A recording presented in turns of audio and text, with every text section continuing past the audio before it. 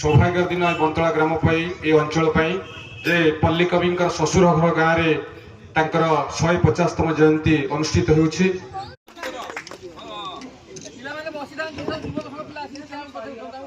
अधिकार चतुर्थ श्रेणी में प्रथम होते तेणु बैग सर्टिफिकेट अर्थराशि और फलक दि जाऊँगी। अंकित बल जोरदार ताली। धारण करिथिली मीन रूप मो कच्छप बराह नरसिंह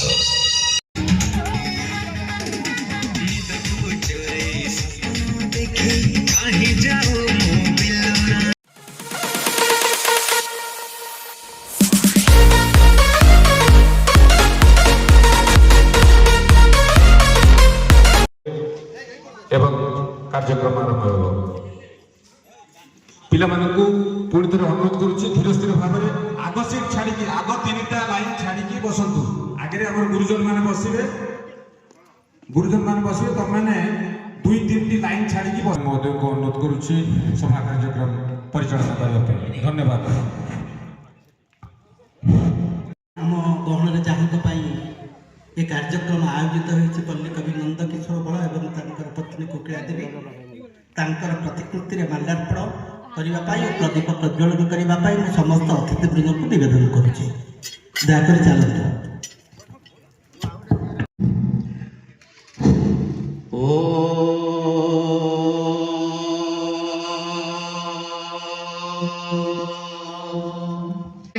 महाविद्या महामाया महामेधा महास्मृते महामोहा च भवति।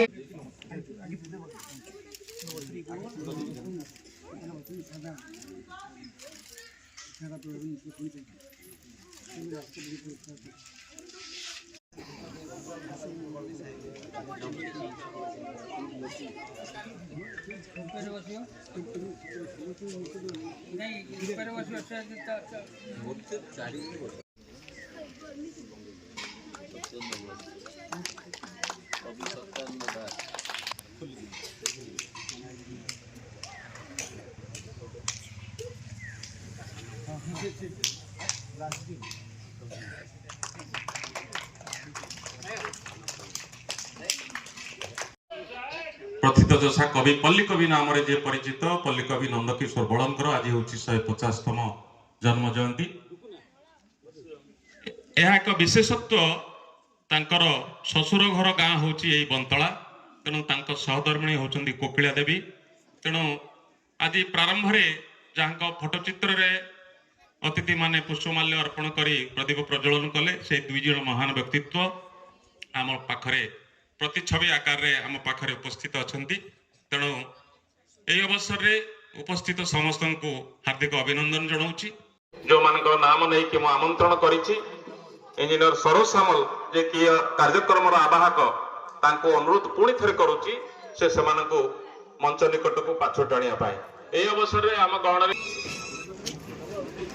आज विशिष्ट अतिथि उत्कल साहित्य समाज सभापति डॉक्टर गोविंद चंद्र चांद महोदय बर्तमान मंच को आसुंच। इंजीनियर नृसिंह चरण सामल आज जे सम्मानित अतिथि अच्छा से मंच को पदार्पण कर सम्मानित अतिथि आम शिक्षाविद ब्रज सुंदर नायक महोदय मंच को आसुंच उपस्थित हो गले। एवं इत अवसर आमर मुख्य अतिथि इंजीनियर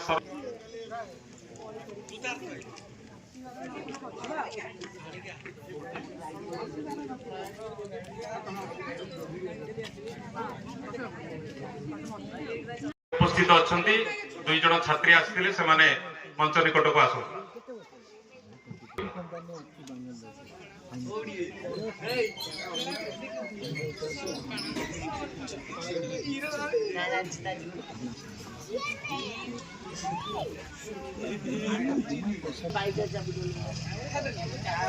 अवसर में बुढ़ी जागुड़ी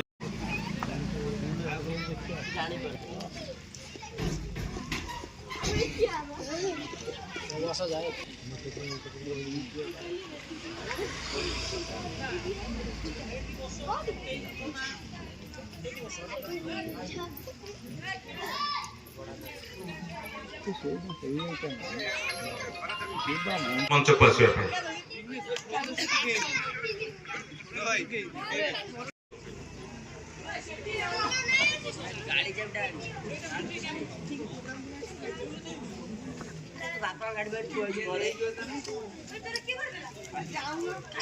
ତାଙ୍କର ପ୍ରାରମ୍ଭିକ ସଙ୍ଗୀତ ଗାନ ଡାହାଣିଆ ଖରା ପଡ଼ିଛି ବେଳ ଯାଉଛି ବୁଡ଼ି କି ସୁନ୍ଦର ପାରା ଯୋଡ଼ି ଯାଉଅଛନ୍ତି ଉଡ଼ି ଆସ ଆସ ପାରା ଯୋଡ଼ିକ ମୋର ପିଢ଼ାରେ ବସ ଖାଇବାକୁ ଦେବି ତୁମ୍ଭକୁ ମୁହିଁ ନଡ଼ିଆ ରସ। କବି ସାରସ୍ୱତ ସାଧକ ବହୁତ ଅଛନ୍ତି, ସେମାନେ ସମସ୍ତେ ପ୍ରାତଃସ୍ମରଣୀୟ। ସେଇମାନଙ୍କ ମଧ୍ୟରୁ ଆଜି ପଲ୍ଲୀକବି ନନ୍ଦ କିଶୋର ବଳ ଜଣେ ଅନ୍ୟତମ ପଲ୍ଲୀକବି ଶିଶୁ କବି ବୋଲି କହୁଛନ୍ତି।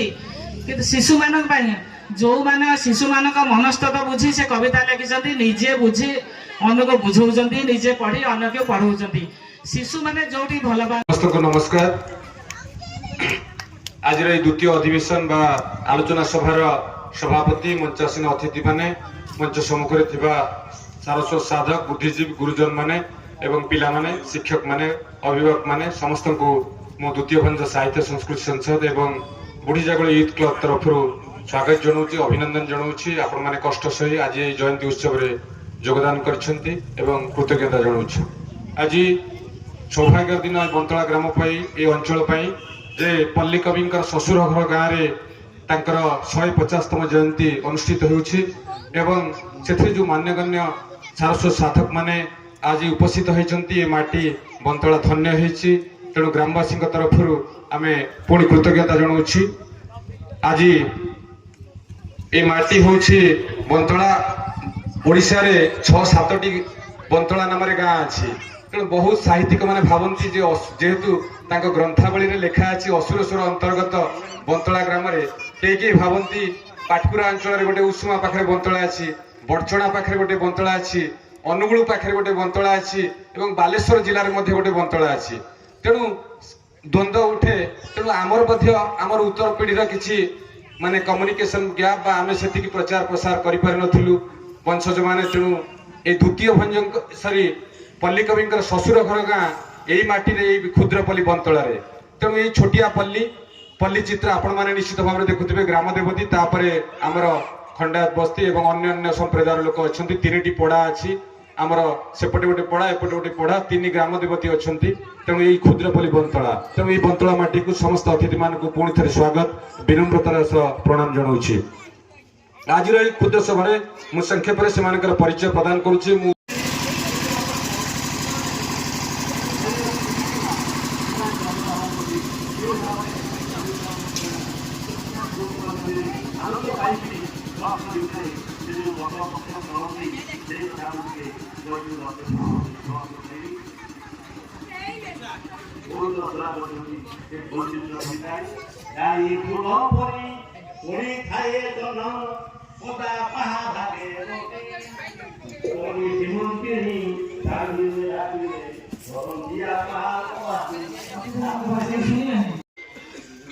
ଉତ୍ତରୀୟ ପୁଷ୍ପଗୁଚ୍ଛକୁ ଏଠାରୁ ଅତିଥିମାନଙ୍କ ଠାରୁ ଗ୍ରହଣ କରିବେ।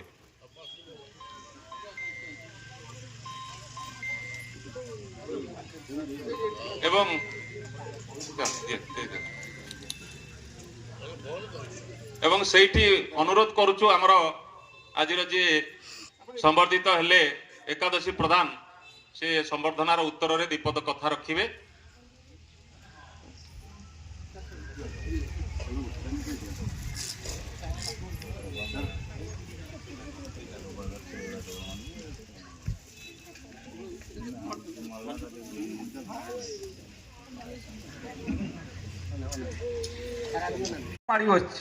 এবং ये मूर्तिका हूँ अति उर्वर। यही अनुसार गाँ ना है बंतला। बंतलार बहुत व्यक्ति विशेष लिखी एबे भी जो बसंत चाटार्जी घरे ये इतिहास, ये गाँव इतिहास अच्छी बोली मु खबर पाई। विशेष भाव में आउ जड़े चलीगले एठारू आमर सामल जे कि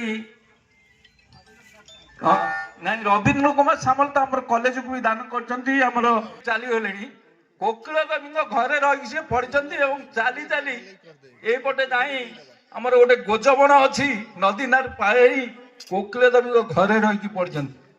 କି ସେମାନେ 2 ଜଣ କୃତକାର୍ଯ୍ୟ ହେଇଛନ୍ତି। ହଁ ବିଦ୍ୟାଳୟ ମାନେ ଛାଡ଼ିଲା ପରେ ବିଭିନ୍ନ ସ୍ଥାନରେ ସେ ରହିକି ପାଠ ପଢୁଛନ୍ତି, ଉଚ୍ଚ ଶିକ୍ଷା ଗ୍ରହଣ କରୁଛନ୍ତି। ତାଙ୍କ ତରଫରୁ ତାଙ୍କ ଅଭିଭାବକ ମାନେ ଆସିଛନ୍ତି, ତାଙ୍କୁ ମଧ୍ୟ ଆମେ ଦେଇ ପାରିବା। ତେଣୁ ସରୋଜ ବାବୁ ଏବଂ ଆଙ୍କୁ ଦିଲ୍ଲୀପ ବାବୁ ଟିକେ ଆସନ୍ତୁ ଏଠି। କାଳଜୟୀ କବିତା ଗୁଡିକ ଏଠି ପଠନ କଲେ ଝାଡେଶ୍ୱରପୁର ଉଚ୍ଚ ବିଦ୍ୟାଳୟର 2 ଜଣ ଛାତ୍ରୀ ଭବାନୀ ଏବଂ ଶ୍ରାବଣୀ ଏବଂ सबलकणा उच्च विद्यालय 2 जण छात्री पाठ करते प्रारंभिक संगीत आकार आह्वान करुच्ची से मंच को आसतु।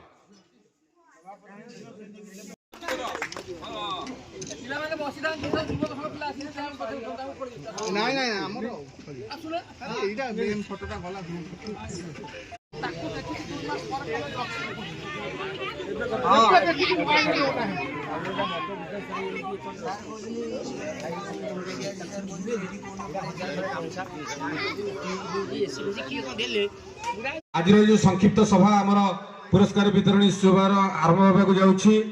आज आम गहन में मुख्य अतिथि भाव में उपस्थित अच्छा आमर सीआरसी श्रीजुक्त जयंत कुमार दास महोदय मुख्य अतिथि भाव में आदियो आमर मंडल शिक्षा अधिकारी मोनालिसा कर महोदय कथा देते किंतु सेपटे जिलापाल कार्यक्रम थी से आसपार ना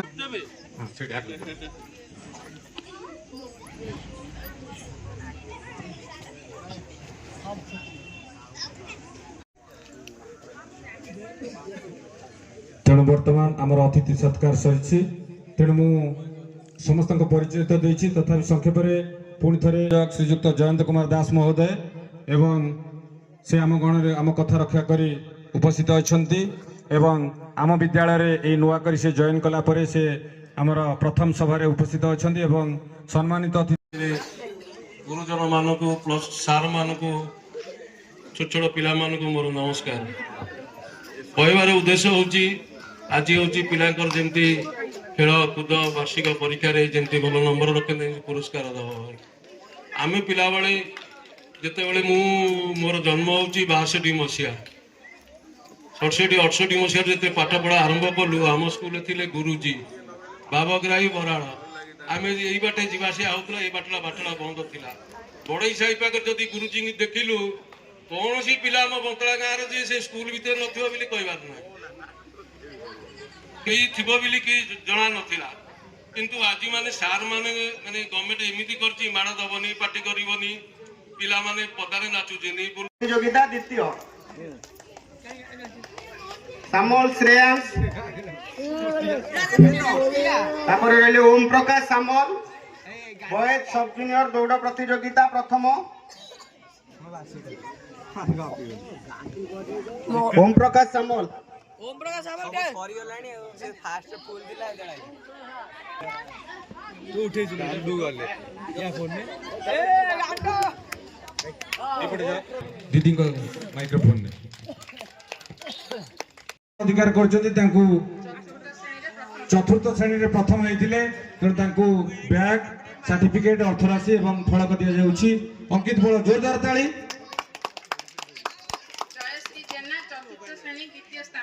जयश्री जेना चतुर्थ श्रेणी द्वितीय स्थान चतुर्थ श्रेणी तृतीय स्थान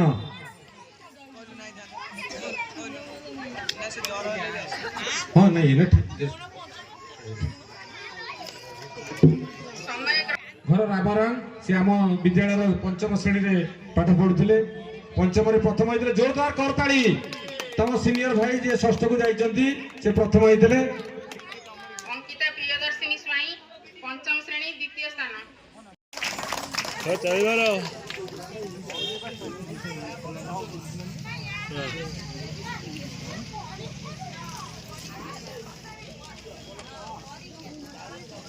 गीत मोबाइल धारण करिथिली मीन रूप मो कच्छप बराह नरसिंह।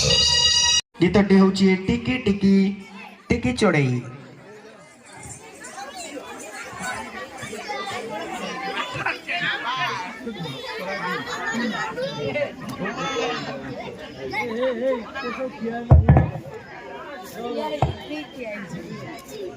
ସେ ତାଙ୍କୁ ଶିଖା ହେଇଛି ସେ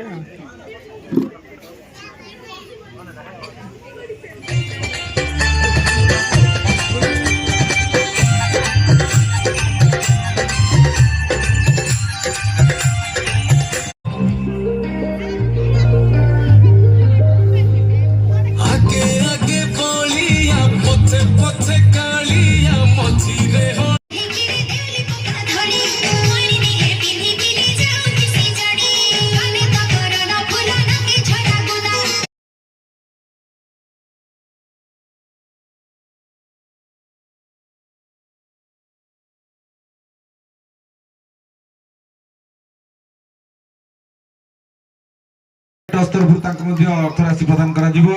ଜୋରଦାର କରତାଳି ଦିଅନ୍ତୁ, ଛୋଟ ପିଲାମାନଙ୍କୁ ଉତ୍ସାହିତ କରନ୍ତୁ। ଆର ବର୍ଷକୁ ଆଉ ଜୋରଦାର ଏ କାର୍ଯ୍ୟକ୍ରମ ହବ। ମଧୁସ୍ମିତା ସାମଲ, ମଧୁସ୍ମିତା ସାମଲ, ଅଭିଭାବକ ମାନେ ଯୋଉ ପଛରେ ବସିଛନ୍ତି